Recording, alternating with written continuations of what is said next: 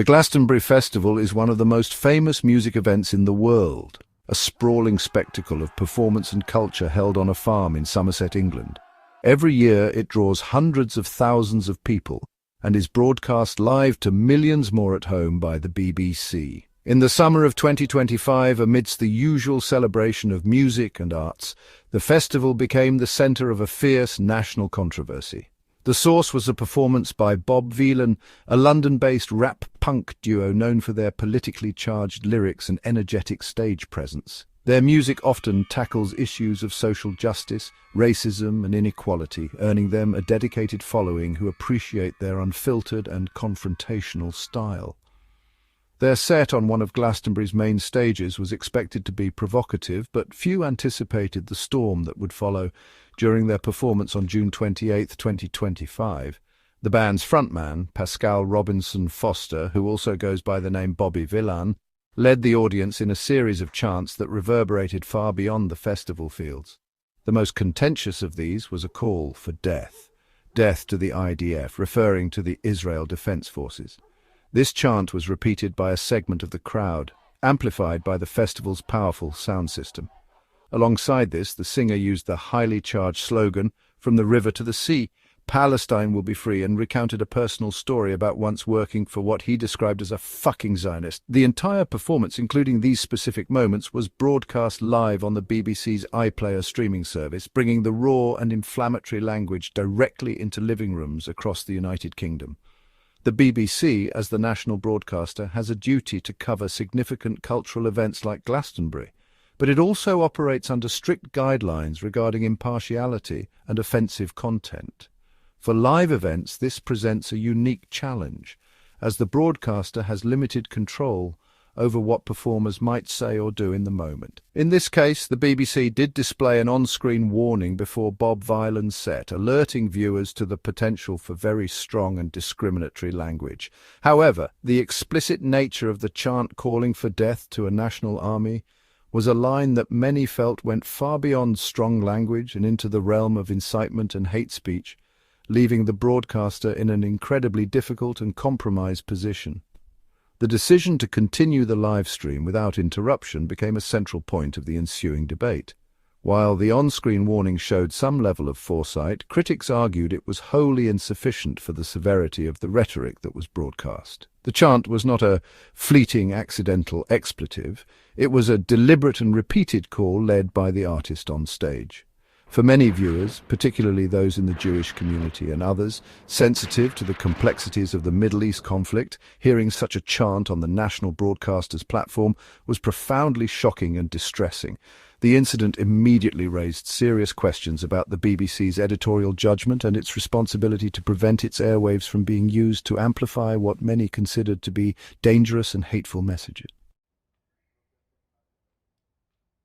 The reaction to the broadcast was swift and overwhelmingly negative, coming from the highest levels of government and society. UK Prime Minister Keir Starmer was among the first to condemn the incident, labelling the chants as appalling hate speech. He publicly demanded that the BBC provide a full explanation for how such content was allowed to be aired on its platform, setting a tone of serious concern that would be echoed by many other political figures. The Prime Minister's intervention highlighted the gravity of the situation, transforming it from a festival controversy into a matter of national political debate. His statement framed the issue not just as an editorial misstep, but as a potential failure to protect the public from harmful and divisive rhetoric. The BBC itself moved quickly to address the growing outrage. In a statement, the corporation expressed deep regret for broadcasting the performance.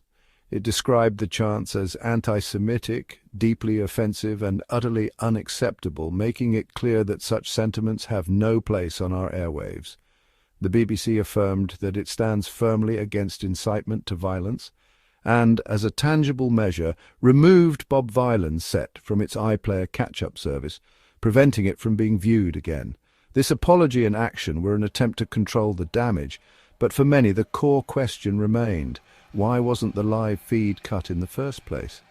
The apology acknowledged the harm but did not fully satisfy those who felt the incident exposed a fundamental flaw in the BBC's live broadcasting protocols.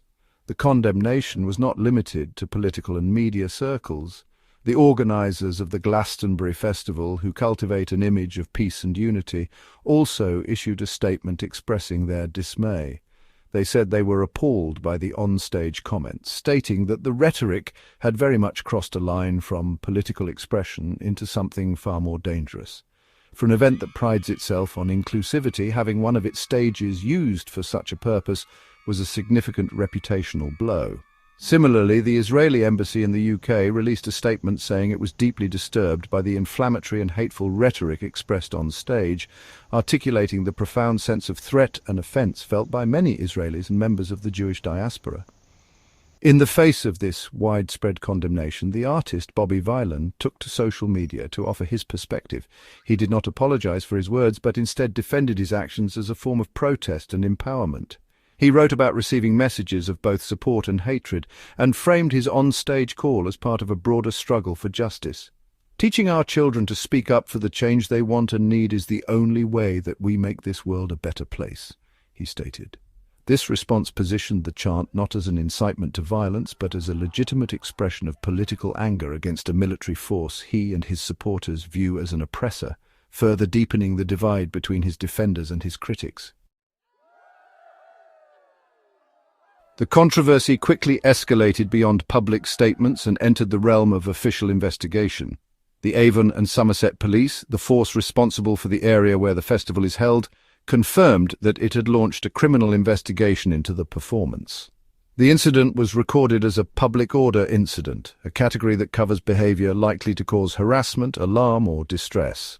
A senior detective was assigned to review the footage and determine whether the comments made on stage constituted a criminal offence.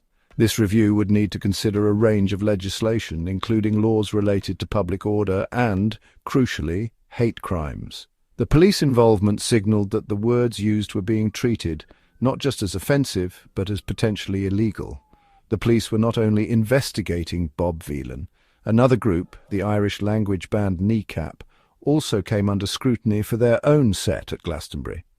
They had led chants of Free Palestine and directed a separate expletive-laden chant against Prime Minister Keir Starmer. While different in nature, their performance was included in the same police investigation, broadening the scope of the inquiry to look at multiple instances of potentially inflammatory conduct at the festival. This development underscored the heightened sensitivity surrounding political speech at major public events, particularly when it touches on highly divisive topics and prominent political figures. The police were now tasked with the difficult job of distinguishing between legitimate, if profane, protest and unlawful incitement. Alongside the police investigation, the UK's media regulator, Ofcom, also took action. The organisation, which oversees broadcasting standards, announced that it was very concerned by what had happened and stated that the BBC clearly has questions to answer. Ofcom executives engaged directly with the BBC to discuss its editorial controls for live coverage, signalling that the incident could lead to stricter regulations or formal sanctions against the broadcaster. This regulatory pressure added another layer of accountability, focusing on the systemic issue of how a national broadcaster manages the risks inherent in live programming. The outcome of Ofcom's review could have long-lasting implications for how the BBC and other channels handle similar events in the future. The fallout also had international repercussions for the band. In a significant move, the United States State Department announced that it had revoked Bob Vylan's US visas. Christopher Landau, the Deputy Secretary of State, explained the decision by stating that their hateful tirade at Glastonbury made them unwelcome in the country. He added, "Foreigners who glorify violence and hatred are not welcome visitors to our country."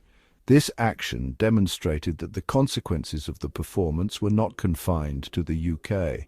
It served as a powerful statement from a key ally that such rhetoric was considered unacceptable on the global stage, effectively barring the band from touring or performing in the United States and adding a tangible, professional consequence to their controversial words.